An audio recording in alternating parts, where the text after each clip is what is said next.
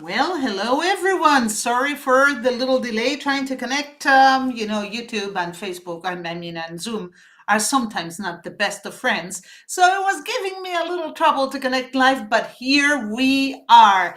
I'm really thrilled to be hosting a new edition of Human Dialogues. I'm Jessica Lockhart, the director of the International Institute of Humanology. And like every month, I bring you an in-depth interview, more than an interview, a chat, a talk, a conversation, a dialogue with another human being on a human topic. For those of you who usually follow us, you know that every month our followers choose a topic, the theme for the month, and that we organize different events around that one topic. Well, the topic for April was chosen to be anxiety. What? How? Why? What for? And we decided to approach anxiety also from a very specific point of view for this human dialogue. We're going to be talking about anxiety in public, because this is something that affects millions of people all around the world. A lot of people contact me and they say, I really freeze when I'm in public. I really suffer a lot. It's really hard for me, and I don't know how to deal with that. So we decided to have a conversation with somebody who's on stage a lot of the time, who speaks in public, and who has the biggest possible experience in this field. I am extremely happy to invite a unique character to join me today in Human Dialogues, Angelique Parvez. Angelique is a university lecturer teaching business strategy and is renowned for her passion for dance. A founder of Dance to Inspire, a multi-award winning Bollywood dance company in the UK for all ages, with a focus on empowering women, her motto has always been to use dance to inspire others, share our culture, keep people fit, and spread joy and positivity. Something that, as you may well know, if you know me, I totally subscribe. She is the health and wellness chairperson for Loani, a global women's organization, now is also gentlemen's organization, and an ambassador for breast cancer awareness. I am really, really, really happy to have you with us today. Angelique, welcome. Thank you, Jessica, for the lovely, lovely welcome. And thank you for this opportunity to have a chat together. I love chatting with interesting people, and I'm sure this is going to be an interesting talk. Um, Anxiety in public. I don't know if you know it, Angelique, but I used to be a simultaneous interpreter. I used to have to speak behind the microphone, repeating the words somebody else said, but in another language. But I also often had to go down to the stage, sit down with the speakers, and translate for the media, televisions, radio stations, because they had press conferences. And anxiety in public is something that I also had to deal with. But I never had to dance on stage. Thank God, because I'm not such a good dancer. Angelique, you've been dancing, I suppose, for a long time then. Yes, I think when I was a child as well, I performed on stage a few times, but definitely more so as an adult. So I set up my company in 2012, and ever since, I would say, a few years after it, we started performing in public, and ever since, yes, been dancing on stage of various kinds, various sizes all over the world. Wow, and I bet you've had that anxiety that comes before a show, right? Let me make a distinction here. If I'm not mistaken, and this is what is to happen to me, the anxiety you might feel right before the first day of the show is a little different than the anxiety you might feel on the 10th day. Is that right? Yes, I would imagine so, but you'd still have some sort of flutters anyway, because in the back of your mind, you don't want to forget anything, you don't want to make a mistake. I think that's the biggest issue, right? That causes the anxiety. So Yes, I mean, I've not performed in a non-stop show, for example, for 10 days. I do the individual days, but many times a year kind of thing. So a little bit different, but yes, it would still apply. I think first day nerves are going to be much more than in a theatre show where they've done 30 days. So yes, but they would still have that flutter and just kind of, worry at the back of their mind that they want everything to go well. Mm-hmm. And being a teacher trainer, I Mm. mean, a dancer trainer or teacher, I suppose you've had dancers that really got paralyzed before the show, before the curtain went up. What Yes, did you do in those cases? How did you coach those people to let it go and really focus exactly. on the dance? What do you Yes. do? So this is interesting. One of my first, actually, it was my first ever show as an adult that I was going for. There were a team of 4 of us, and 2 of us were kind of ready to go on stage, but the other 2 couldn't be found. And these are adults, okay? So we looked all over for them and found them in the bathroom, huddled up because they were so nervous, the poor things. They wouldn't come out of the toilet cubicle. They just wanted to stay in there because they were so nervous. But anyway, we found them and we kind of had to really motivate and coach them. They were slightly younger than I was, but still an adult. And we just had to motivate and coach them like, look, come on, don't worry about it. We're with you. We are with you. Don't worry. We will help you. We will support you. If you feel nervous, just take a few steps back behind us. And then, you can just copy what we're doing. For example, just giving them little tips and techniques, but also firstly telling them to breathe and to calm down and to think about the opportunity in a positive way. Sometimes changing our mindset about the situation can help, because I think when you get nervous and so into yourself, you only see the negative. And oh my goodness, it's like a fearful thing. But if you turn it around and say, wow, I've got the opportunity to be on stage today. Wow. It might help alleviate some of the problems.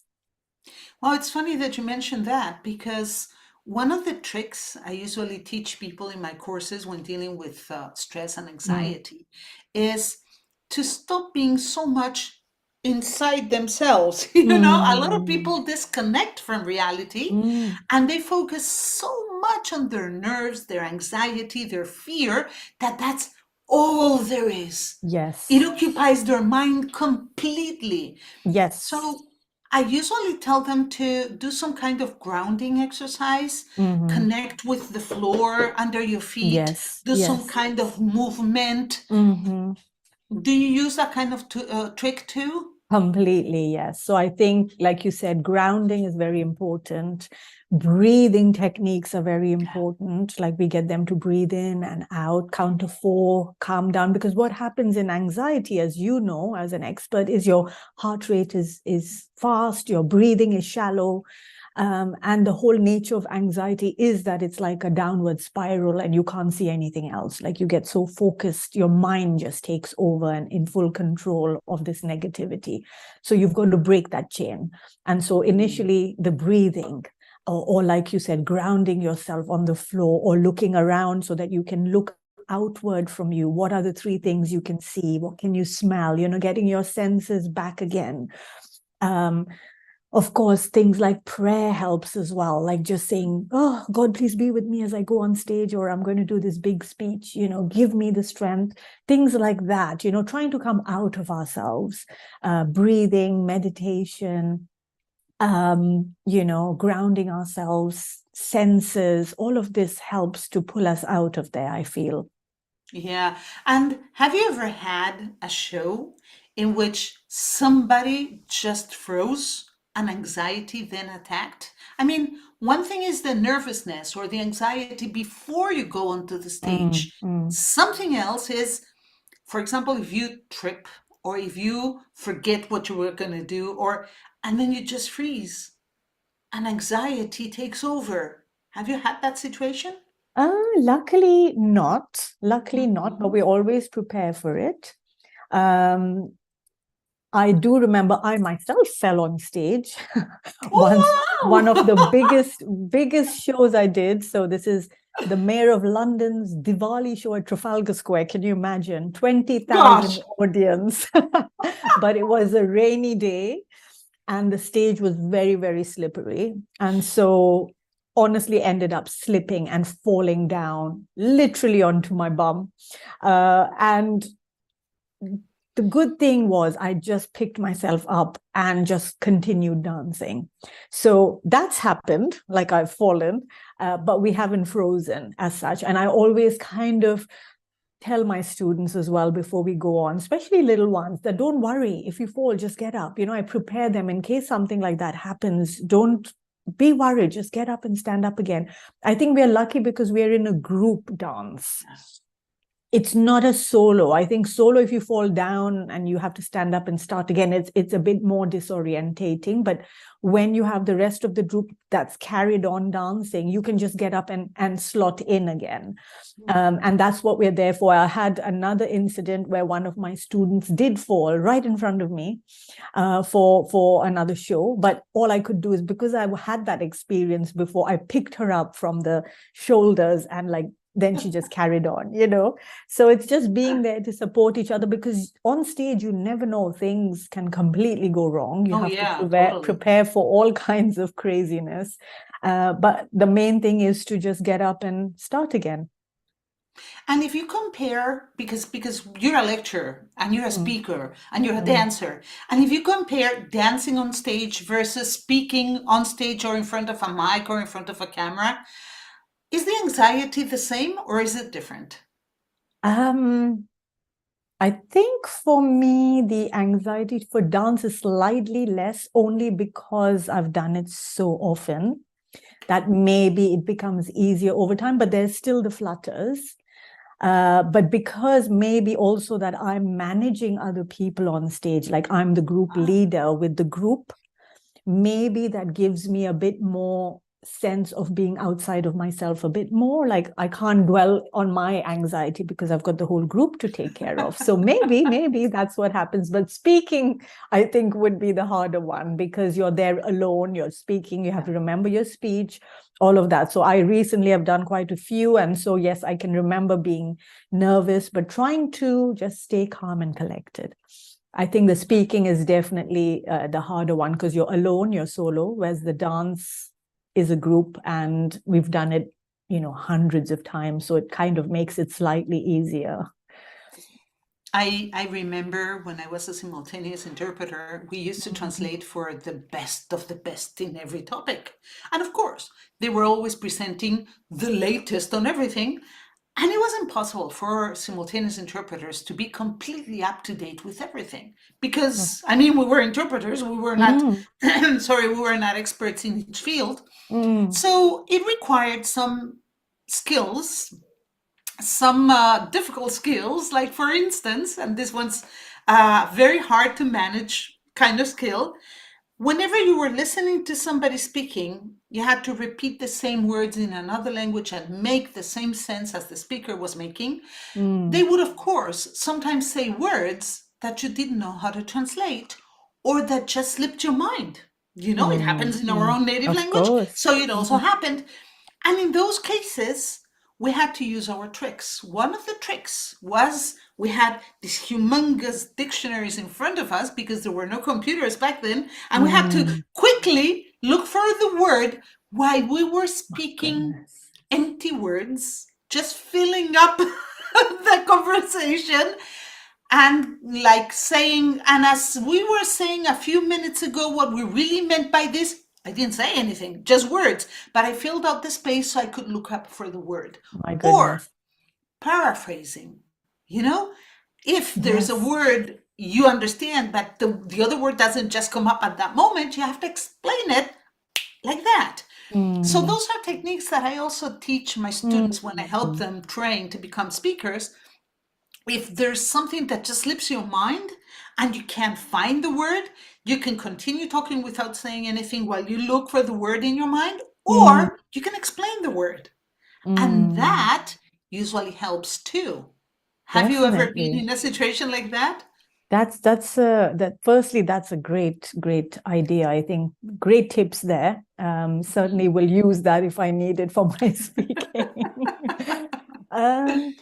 Interesting. Yes, I have come across that. And I think subconsciously I just did that without thinking it through, because I was like, I'm sure our face tells it, right? Because your eyes are like, probably thinking, there's this wheel turning in your head thinking, what's going on? What do I have to say? So while you're looking for things in the back of your head, like you try and say something else, like you said as well, and then try and come back on, getting that same kind of sequence going that you had before, because that's the thing as well with speaking, which I'm sure you found, that if you lose your chain of thought, where you had kind of planned certain things in a certain way, then suddenly where you've broken that chain of thought, you have to, come on to that plan. Yeah.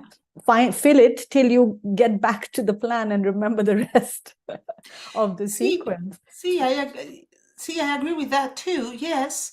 But there's one more thing that I always tell everyone, and it's people are not in your head. They don't really know what you are trying to say. Yes. They have no clue what you're going to say. They only get what you actually say. So if there's a moment in which you just lost the word, just link it to the rest of the message you want to transmit. They will not miss anything, even if you miss it, because you knew what you wanted to say. Yes, but something agreed. just slipped your mind. Just make sure that your message is coherent, congruent, it makes sense, and it's followable. They can follow it. And that will flow. Yeah, What doesn't flow is being... Yes. Exactly.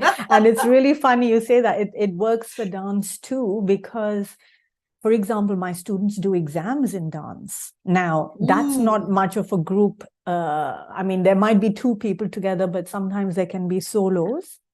Now, that's where the stress is as well, because you have to dance in front of an examiner who's not me. It's an external examiner. And if you forget the steps, then yes, it's a little bit worrying. But again, I always tell the students that the examiner doesn't know the steps.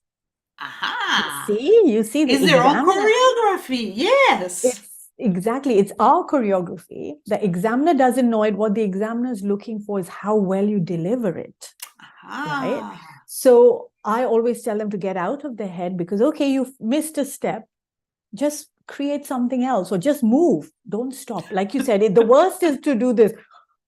I have one student who does this, which is a very Indian thing for little kids to do, is like stick their tongue out like, and I'm excuse the silly expression, but I say to them, please do not freeze or stick your tongue out, because then they know that you've made a mistake. If you didn't freeze and stick your tongue out and you did a different movement, they're not going to know, because it's not their choreography. So like you said, it's a similar thing. You have to just kind of fill in the gaps and just go with the overall message or the overall dance, or find your way back on track. But yes, these kind of things make you nervous before you start, because ideally we all don't want to make mistakes, and we want to kind of present whatever we've prepared in the best way. So the nerves are about, hope I don't forget my words or my speech, or hope I don't forget my dance, and hope I don't trip on stage. It's kind of all these negative scenarios that we preempt, and are worried about. Yeah. Something else I often think about is anxiety, like any other emotion, grows. It starts very little. It starts always with the same question: what if? What if I get lost? What if I fall? What if I trip? What if? And if you let it, it grows and grows and grows until there's nothing else. Yeah. It's important to also teach our students, and I suppose you do that too, to try and fight anxiety as soon as it starts coming onto you. To not wait until it governs your every move and thought. Yeah. I agree. Because again, like we said before, it's kind of like a spiral, isn't it? Downward spiral, or like a big whirlwind that starts small and then it loops you into so many ridiculous paths, because it starts feeding your brain absolutely ridiculous things once it goes out of control. The initial parts might be small, but then gets bigger, bigger, bigger. And then suddenly you're thinking about things that would never happen because they're so out there. You would never believe it if that was the first thing you thought. But this is why stopping it in its tracks is important, because otherwise it just becomes a runaway train onto like an impossible scenario, to be honest. And then bringing yourself back is much harder than the initial part. And do you train your dancers, your students, on some kind of technique, like pre-show, during show? Like, do you teach them those breathing techniques? Do you teach them some kind of mindfulness or something so that they can master the art of controlling their anxiety before the show? Is So we that do kind of part of your training? different things. We do a little bit of breathing. We'll kind of get everyone together. We have a group huddle, which is really important. We talk about the show and we say, come on, we're here now. It's that positive motivation. And we say, we're here now. Let's just do our best. What do we have to lose? We are going to dance on stage. I mean, it's the best feeling in the world. So just enjoy it. We're here. So we have a little huddle. We could say a little prayer sometimes if it's a big show, just to kind of calm our nerves. But yes, the whole point is us meeting together before the show to calm our nerves, to talk it through. If there's something they're worried about, we kind of get rid of it straight away there. So we talk it through, which is a good thing. And everyone's together supporting each other. So that whole, support network is there. And then I will say to them, okay, calm down, let's breathe in, breathe out. Again, breathe in, breathe out. It's the deep breaths, because like I said, anxiety is full of shallow breaths. To stop that chain, it's to deep breathe. So let the oxygen get to the brain so we can think clearer. And then obviously the grounding, like we're all together, we're holding each other, we ground each other, we support each other, and then we're ready to go on. We still will have the flutters, but we know that we are kind of supported by each other. Yeah, and that's also because you're a group dancing Yes. together, and that connection, I think, is important. Yes. Having said that, though, Angelique, a lot of people tell me, so we should never be anxious. I say, not really. Anxiety is part of normal life, and anxiety plays its role. We all get anxious at some time, and anxiety is a warning signal that something's about to happen, and it keeps us alert, it keeps us Yes. awake and on our toes. Somebody who doesn't ever get nervous, who doesn't ever get anxious, might have a deeper problem. Do you agree?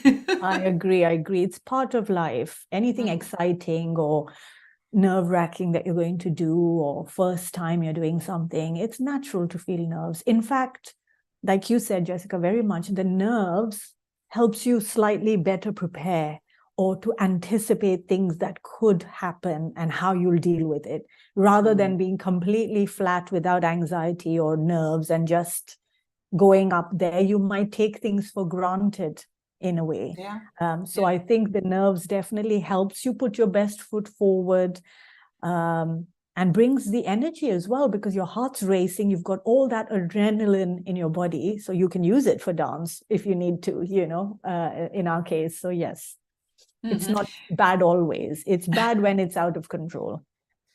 One of the things I also use whenever anxiety starts creeping up is precisely movement. When you are very anxious, or even about to have a panic attack, you usually freeze. Fear paralyzes us. Yeah. And another trick is to really move your body, because that motion, that movement helps you fight anxiety. And you're talking about dancing. So I suppose that as soon as your dancers start dancing, the anxiety somehow goes, right? Yes, the minute you start dancing, you don't feel it anymore. It's the pre-dance. So yes, the movement is important. And to add to that movement thing, actually, what's might be useful for people is I heard a speaker talk about this ages ago, and it's always stuck in my mind. If you're going for an interview, if you're going to do your speech, which is not dance related, what somebody said they did, which has stuck with me, is they went into a toilet. So you always have a public toilet, and they, went into the toilet and just did silly movements, shaking their hands and in fact smiling a lot. Even if they didn't feel like it, they were nervous, they kind of made themselves smile and do silly dances and in the toilet, so nobody's seeing you unless you start screaming and singing. Just do a silly dance, as he called it, in the toilet.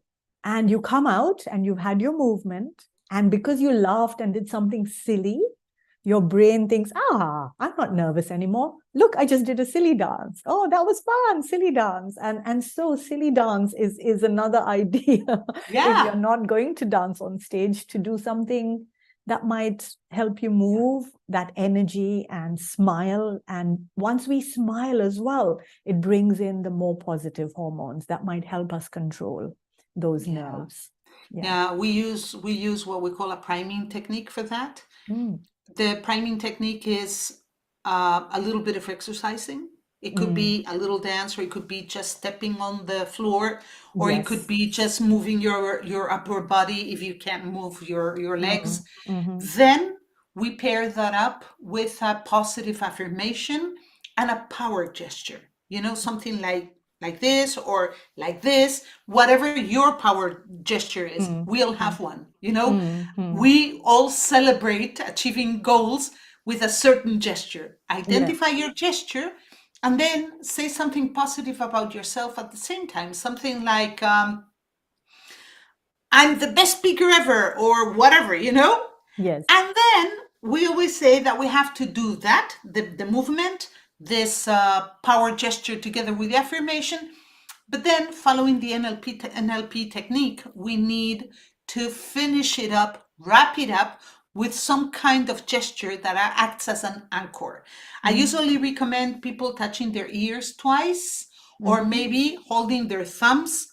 And if you repeat the priming exercise every time you can at home and every time you can before you're going to go on stage, there comes a time in which your brain recognizes the anchor as, okay, I'm ready. I can do this.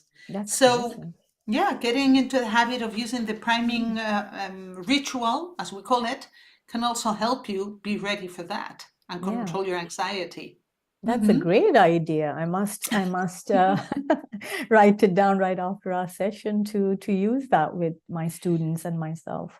Have you identified some specifics about anxiety? For example, do children get more or less anxious than adults? Do women get more or less anxious than men when they're about to dance? I don't even know if you dance with men on stage, but have you identified any patterns along your years as a teacher? Interesting. I think women tend to get more nervous only because my women are mums. They're not professional dancers. A big group of my women I try to empower is mums, right? So they learn dance and then they get opportunities to perform on huge platforms and huge events. So for them, it must be nerve-wracking. Thank you. It must be nerve-wracking because they don't have as much experience, for example, as a professional dancer. So I would say them for sure. And now comparing, and I feel also my teenagers probably have more anxiety than the little kids. I think the little kids, I feel from I'm thinking about the recent show they've done, the teenagers were very nervous for one of the big shows we did. The little kids never said to me they were feeling scared, or because they don't use the word anxiety, they don't know. No, of course. They didn't say they were scared. If anything, they're quite excited and they want to kind of, I think maybe, is that correct? Jessica, have you noticed that maybe teenagers and women, it gets worse as we grow older, and that maybe kids are more free and kind of feel less? I mean, there must be cases where there are, but generally. I think it depends on the expectations they have from themselves and from others. Mm. Because when people grow older, they start worrying more about what others may think. Yes, yes, that Sorry. makes sense. And Yeah. yeah, as a kid, unless you're a victim of bullying or something like that, you don't usually care so much. Mm. So I think it really depends on how serious you take what other people think about you. So Mm. as teenagers, we're more conscious, more aware of what Awkward. others may think, and we're Yeah. more worried. Yeah. So Mm. it would make sense too. Yeah, I agree. Mm, And I think yeah. it's also cultural, you know? True, true. Very much so. I think Yeah. different cultures um, feel less scared of exposing themselves in public. Let's say Mm. it like that. And they handle anxiety in public a little bit better because they're not so worried about, the What image people, they portray in yeah, public. Yeah. yeah, yeah. I Hmm. think that's very right because my majority of my customers are Asian women, and they do tend to feel more nervous because I think they're quite, this is the whole point where I'm empowering them and helping them gain self-esteem and confidence, because they're always taught to be serving others, the kids, the husband, the in-laws, the whatever. So they never put themselves first. And I think they always worry about how they're perceived, or would it look okay if they did this or they didn't. So yes, definitely a cultural thing, I feel, as well. Yeah. Hmm. Mm. And I have a question that I have to ask you. We Mm-hmm. were discussing this before we came onto the show. Um, you are a survivor. You went through cancer in the past, Mm. and I suppose that having to go back on stage after having had major surgery, an important, significant disease, feeling maybe weak and not so strong, also results in a specific kind of anxiety, right? Yes, interesting now that you've put that question. I think I found going on stage and dancing quite empowering after my cancer. Mm. It was kind of, actually, interestingly, now that you've said that, it's kind of spun a wheel in my head. The first show I did after my cancer, which was literally 2 weeks after one of my surgeries, was kind of like a little bit of a challenge put to me, because what happened is I had committed myself to a client, and I was told my surgeries were going to be way after this event. Now, Okay. in the UK, they changed the dates, and it ended up with my surgery being before the event, 2 weeks. Oops. And you can't change your surgery dates. And luckily I didn't, because we were just about to be, I literally finished my surgeries 2 weeks before COVID hit us, lockdown. Wow. So I was lucky. So obviously, firstly, we didn't know that was happening. But secondly, when you're given a date, you drop everything and you go for Yeah. your surgery. That's the NHS way. You can't, otherwise you'll be waiting 6 months. Yeah, it's the same thing So here in Spain. Yeah. yeah, so I took that date, and obviously then I had to readjust, right? Because the show was there. Now I'd committed to this show. So it was a little bit of a challenge, but it kind of put that fuel in me to, I can do it. I can do it. I'm just going to go do it. I kind of blinkered myself. That's it. I'm going to do it. But I had my team with me. And what I did was I prepared in such a way that the team took most of the Okay. burden of the show, and I kind of did other smaller things. So to the other people watching us, spectators, you couldn't tell, but that's how I had planned But it. you Because knew.